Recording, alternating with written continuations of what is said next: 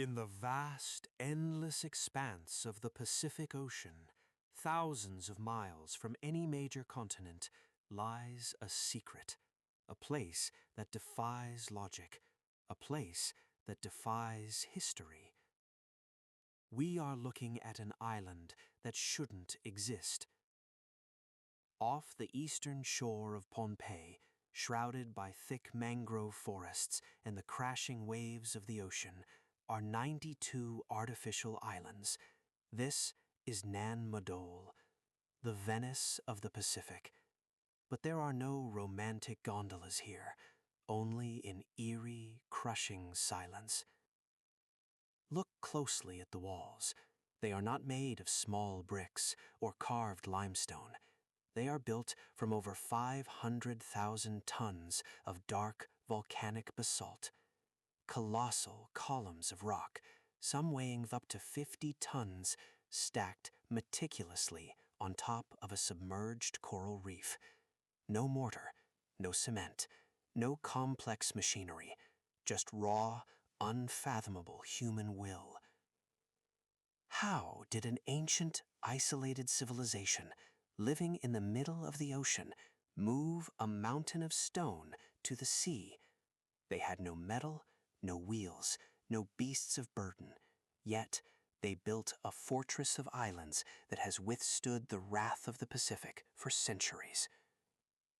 The local legends say the stones did not arrive on ships. They say they were flown through the air by magic. Modern archaeologists stand before the walls of Nan Madol and confess their absolute bewilderment.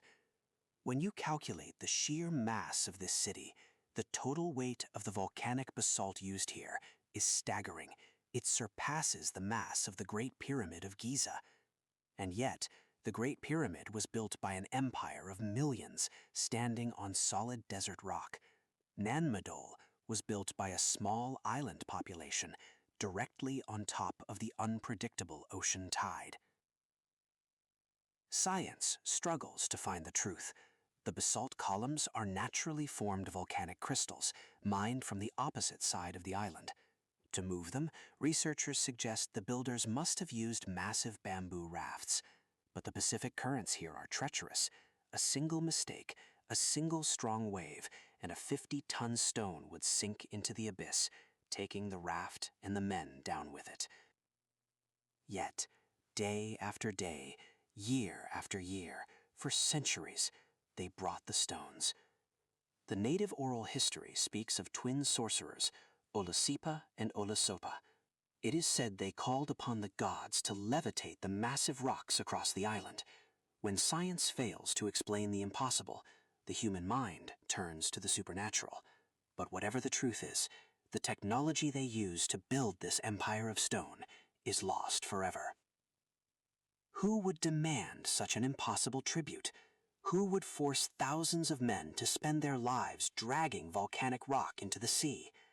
The answer lies in the Saudeleur dynasty. For over a millennium, Nan Madol was the beating heart of a terrifying empire. The Saudeleur were not just kings. To the people of Pohnpei, they were gods walking among men, and they ruled with a heavy, merciless hand. It was a golden age of monumental power, but it was a power built entirely on fear. Nan Madol was a stroke of cruel political genius. The kings forced the nobles and chieftains of the surrounding tribes to leave their homes and live here within the stone walls of the artificial islands. It was a golden cage. By keeping their potential enemies close, the Saudeleur kings could watch their every move. The common people were forbidden from entering the city. They were forced to farm, to fish, and to offer their absolute best to the stone fortress. To look directly at the Saudeleur king meant instant death. The secrets of the empire were kept hidden by walls 25 feet high, where the nobles lived in paranoid luxury, surrounded only by the ocean and their own creeping dread. To understand Nan Madol, you must understand the water. The ocean was not just a defense, it was the center of their spiritual universe. The city was a labyrinth of tidal canals, 92 islands separated by the rising and falling sea. Deep within the complex lies Nan Madol, the mortuary enclosure. The highest walls of the city protect this sacred tomb. Here, the line between the living and the dead vanished. In the center of the temples, there were deep, dark pools connecting directly to the ocean. The high priests kept a monstrous, sacred moray eel in these waters. Imagine the scene centuries ago. The moon reflects off the black water of the canals. The heavy scent of sea salt and burning torches fills the air. The low, rhythmic chanting of priests echoes off the basalt walls. They step forward to feed freshly caught sea turtles to the sacred eel. They believed this creature was the physical vessel of their sea deity. If the eel ate, the gods were satisfied. If it refused, blood would have to be shed to balance the scales. But no empire, no matter how powerful, no matter how terrifying, lasts forever. Sometime in the 17th century, the Saudeleur reign abruptly ended.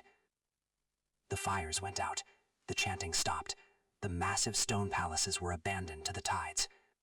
What broke this unbreakable dynasty? Some legends speak of a prophesied hero, a fierce warrior named Isokelekel, who sailed from a distant island with an army of 300 men. They say he overthrew the last tyrannical king in a brutal, bloody conflict, shattering the illusion of the Saudeleur's divinity. But history offers a colder, more logical truth. Nan Madol was an artificial wonder, but it was practically uninhabitable. There was no fresh water on these stone islands. No food could be grown on crushed coral. The rulers depended entirely on their terrified commoners to bring them food and water every single day. When the fear finally faded, when the rebellion began, the supply lines were cut. The greatest fortress in the Pacific became an inescapable, starving prison. The people simply walked away, leaving their gods to die in the dark.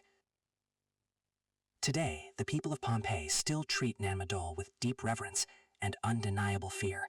They rarely visit the ruins after the sun goes down. They speak of Eni, the restless spirits of the Saudeleur kings who still wander the flooded corridors. They report strange flickering lights in the deep water and the phantom sounds of chanting carried on the night wind. Is it just superstition? Perhaps, but history has a strange way of punishing those who disturb the dead.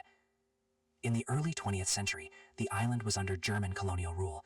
The German governor, Victor Berg, scoffed at the local legends. He led an expedition directly into Nan Madol, the sacred mortuary. He broke into the royal tomb of the Saudeleur kings. What he found there is heavily debated, but some records claim he uncovered the skeletal remains of men towering over normal height, the giants of local myth. But Victor Berg never had the chance to study his discovery. That very night, a massive, unnatural storm hit the island, and by the next morning, the governor was dead. The cause of death was listed as sunstroke and exhaustion, but the locals knew the truth. The city still protects its own. Today, the lush green jungle is slowly, relentlessly reclaiming the Venice of the Pacific.